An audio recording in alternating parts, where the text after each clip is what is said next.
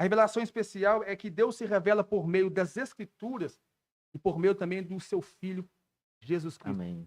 Aliás, né? Jesus ele é a autorrevelação de Deus. Uhum. Ele é a palavra viva. Em Hebreus, no capítulo 1, no verso 1, o escritor sagrado vai nos dizer o seguinte, Eliadson. Havendo Deus falado em tempos antigos, falado de diversas maneiras, de várias formas aos pais pelo profeta, nos falou nesses últimos dias através do seu Filho. O que o escritor da Carta aos Hebreus está querendo nos transmitir? Que Deus falou em tempos antigos através dos profetas. A revelação de Deus ela foi gradual e completa na pessoa de Jesus, seu Filho. A sua revelação final. Deus falou de maneira definitiva através do seu Filho. João, no capítulo 1, ele fala que no princípio era o Verbo. E o Verbo estava com Deus. E o Verbo, ele significa, o Verbo significa a palavra que expressa ação. Uhum. E também nós temos a revelação de Deus por meio das Sagradas Escrituras. É bem verdade, Wallace, se não fosse por uma revelação especial de Deus, o conhecimento acerca dele jamais seria possível a nós. Essa revelação especial, em 2 Timóteo, capítulo 3, verso 16, fala, né, que toda a Escritura ela é divinamente inspirada ou inspirada por Deus. A inspiração foi o meio que Deus guiou, que Deus guiou os seus servos para escreverem a sua palavra de forma fiel e sem erro.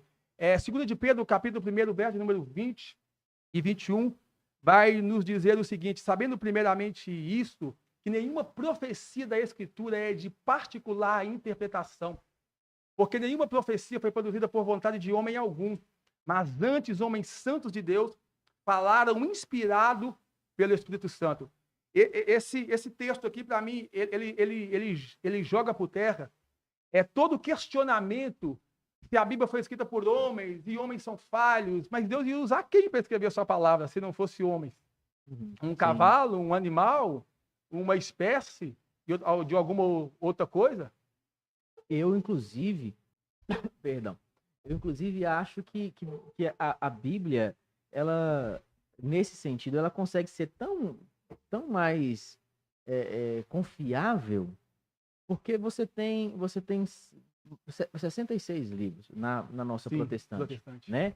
E são tantas pessoas que escreveram sobre tantas coisas, né? E parece que em algum momento eles se discordam entre si, só que aquilo lá, quando você junta, quando você analisa o contexto histórico, quando você analisa a cultura, né, e tudo mais, quando você compreende que a percepção, por exemplo, nós estamos aqui entre quase 10 pessoas, né? Aproximadamente. Se daqui um mês perguntar para eles qual é a cor da minha camisa, pode ser que alguns vão falar, era cinza, era assim, tal. Se perguntar, tinha uma plaquinha aqui na TV? Uns vão falar tinha, o outro falar não tinha, tal. Por quê? Porque a percepção, só que isso aqui não é o ideal. O ideal é o quê? A verdade de que aconteceu um podcast hoje. Sim. Os pormenores não interferem. Os pormenores não fazem com que seja menos verdade, né? Então você vai lá, por exemplo, os evangelhos. Um evangelho diz que quando Jesus estava chegando em Jericó, ele estava entrando em Jericó. O outro fala que ele estava saindo de Jericó. Qual que é a verdade? A verdade é que ele foi em Jericó.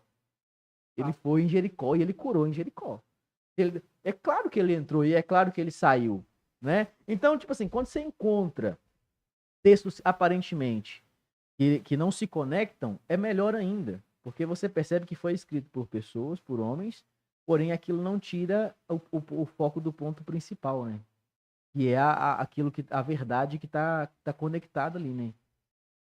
Sim, fato.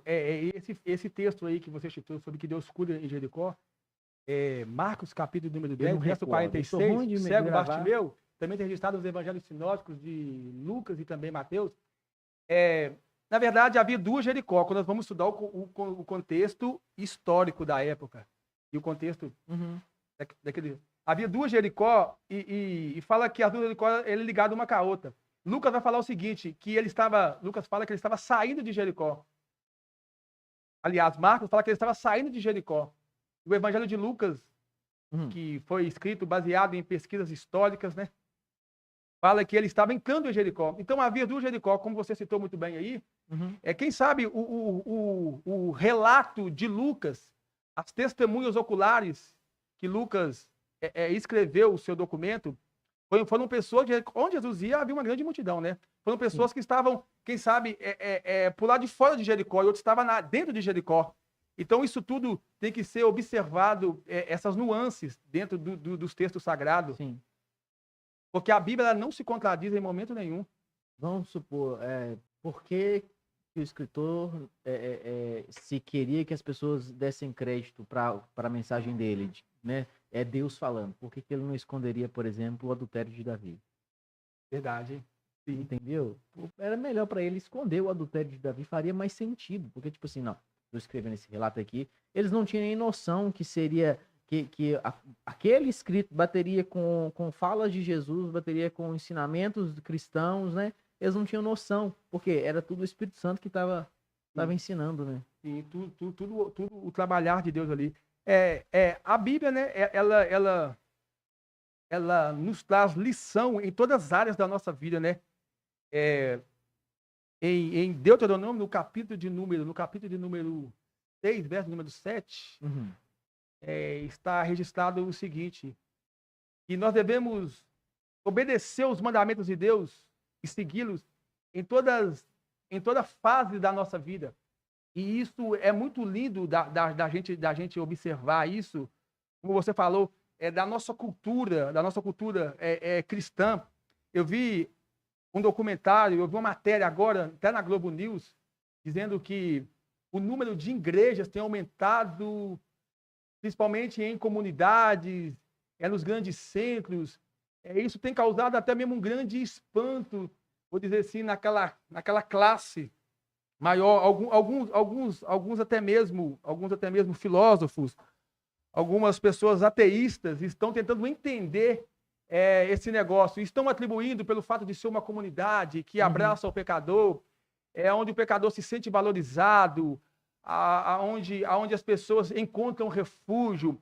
E a palavra de Deus, quando a gente vai à luz das Escrituras, ela é tudo isso e também um pouco mais, né? E o propósito maior da Bíblia, a gente sabe, é evidente, não é só simplesmente tocar nas necessidades das pessoas, mas sim de livrar elas da condenação. Sim, verdade. Você trouxe mais alguma coisa aí? Sim, de fato. Eu quero trabalhar agora em cima da confiabilidade das Escrituras. Podemos? Podemos. A confiabilidade das Escrituras, ela é sustentada, Alisson, por evidências históricas, arqueológicas, proféticas e espirituais. Vamos partir agora da história. A Bíblia, ela nos apresenta a Bíblia ela vai nos apresentar uma notável, uma quantidade de manuscritos antigos, principalmente do Novo Testamento. Estima-se que haja aproximadamente 5.800 manuscritos gregos, além de milhares em outras línguas. E isso é muito? 5.800 manuscritos, e foram os manuscritos, né? Não são os documentos originais, são as cópias dos documentos originais. Que foram... Tá, mas em relação a outros documentos de outros livros, é muito isso aí? Ter 5.000 ou tá na média? A maioria tem mais ou menos isso mesmo? Em relação a outros livros seculares, pela Bíblia ser o livro mais antigo do mundo, o primeiro livro a ser escrito, inclusive, até quando foi inventado a imprensa, né? Johann Gutenberg, na Alemanha, foi o primeiro livro também a ser impresso. Quando nós vamos estudar a história da Bíblia a fundo, a gente vê como Deus preservou a sua palavra, é algo extraordinário.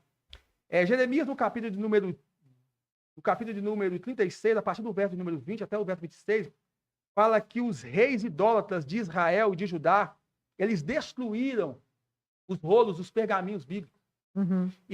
Lembro. Sim.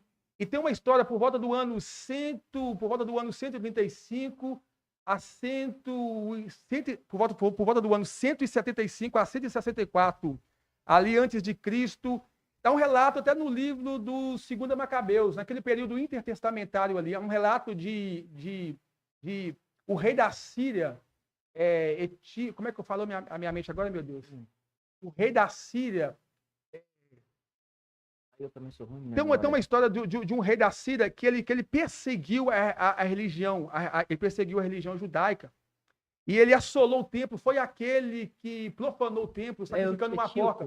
Etíoco Epifânio, uma coisa assim. Sim, ele sacrificou porco. Sacrificou porco, ele é a figura do anticristo, né? Ele perseguiu, e a missão dele foi destruir a religião judaica. A história nos fala que ele queimou todos os exemplares bíblicos. E a gente vê por volta do ano 48 antes de Cristo. A Bíblia, ela deve ser, a palavra de Deus, ela deve ser o livro mais impresso e o livro mais queimado. Sim, o mais perseguido. Acho que ninguém nunca queimou outro livro mais do que a Bíblia. No texto de Jeremias, no capítulo 36 que eu citei aqui, diz que o rei Joaquim, ele estava na sua casa de inverno. E quando ele mandou trazer os pergaminhos que estavam na casa do escriba, quando apresentaram os pergaminhos a ele, quando começou a ler acerca da lei, acerca até mesmo do juízo que Jeremias estava escrevendo, diz que ele se levanta, pega o braseiro e queima todos os rolos, todos os pergaminhos. E Deus manda o profeta Jeremias escrever de novo. Tudo de novo. E a gente vê ali, por volta do ano 48, antes de Cristo, há uma história de que o imperador Pompeu e Júlio César teve-se uma guerra civil onde a biblioteca do Egito, Alexandria, que inclusive era a maior biblioteca do mundo, ela foi incendiada naquela ocasião, e havia vários pergaminhos bíblicos ali. E alguns monges conseguiram fugir, escapar com algumas cópias da Bíblia. E Esdras, ele foi responsável na sinagoga de ajuntar todo esse documentário bíblico, que inclusive é por ele que foi escrito a Septuaginta, os documentários de Esdras, a tradução do hebraico para o grego. A Septuaginta, para quem não sabe, é... A Septuaginta é a tradução da Bíblia por 72 eruditos judeus. Foi por volta do ano 200 e 100 a.C. Você sabia disso, Danilo? Sabia disso, Danilo? Sabia? Tinha que perguntar para Maravilha. Para quem não sabe. Sabia disso, Wellington? Não, né? Pois é. Pode continuar. Então, o Alisson, continuando o meu raciocínio aqui. Sim, a gente acaba a gente observa aqui que o cuidado com a cópia, algo a se observar, o cuidado com a cópia dos textos sagrados bíblicos, tidos pelos eruditos judeus, foi uma coisa assim fundamental. Foi uma coisa fundamental para que nós tivéssemos esse registro aqui hoje.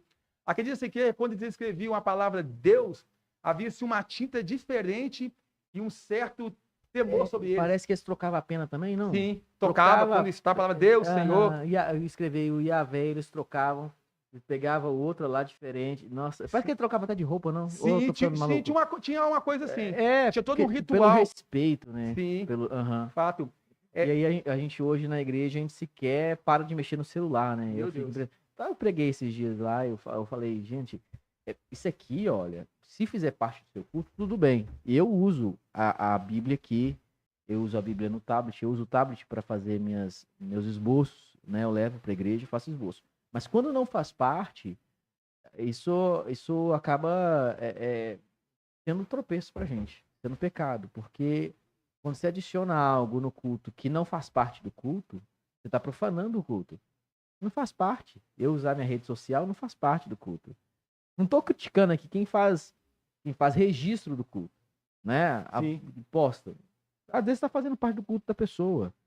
Mas eu estou dizendo sobre você acessar para ver suas atualizações no WhatsApp. Quem mandou mensagem, responder a mensagem, atender o telefone, ver as notificações do Instagram.